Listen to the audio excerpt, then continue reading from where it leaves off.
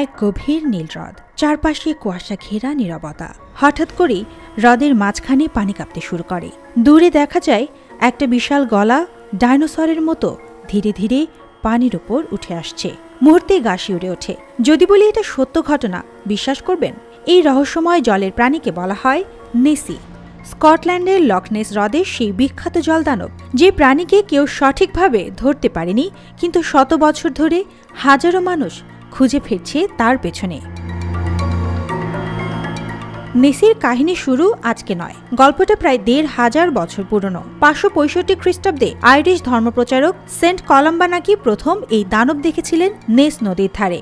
পরে প্রাচীন স্কটিশ পিক্ট জাতিগোষ্ঠী পাথরে যে খোদাই করেছিল, সেখানেও দেখা যায় অজানা এক জলজ প্রাণী। আর ঠিক তখন থেকেই শুরু হয় নেসির চারপাশে গড়ে ওঠা রহস্য, ভয় আর বিশ্বাসের দেয়াল।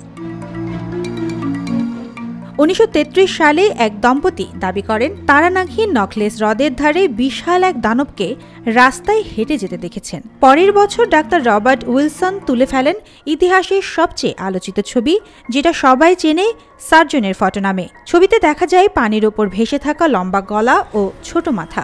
সংবাদপত্রে ছাপা হয় ছবিটা। বিশ্বজুড়ে হইচই পড়ে যায় লকনেসে পর্যটকের ঢল নামে। তবে কয়েক দশক পর জানা যায় ছবিটা ছিল ভুয়া। একটা ছোট সাবমেরিনের ওপর কাঠ বসিয়ে বানানো হয়েছিল সেই দানবের অবয়ব।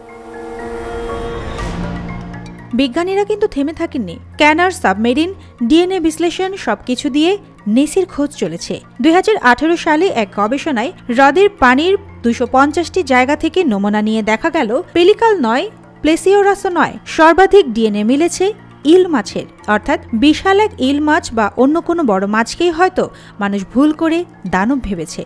আবার কেউ কেউ বলে নৌকার ঢেউ, গাছের গুঁড়ি বা চোখের ভুলও হতে পারে রহস্যের সূত্র। আজও প্রতি বছর হাজার হাজার মানুষ লকনেস হ্রদের ধারে ভিড় করে। কারো কাছে নেসি একটা কৌতূহল, কারো কাছে বিশ্বাস। আর এই বিশ্বাস ও কল্পনার রেশই হয়তো নেসিকে এতদিন ধরে টিকিয়ে রেখেছে আমাদের কল্পনার জগতে। সুবর্ণা মেহজাবিন, দেশকাল নিউজ।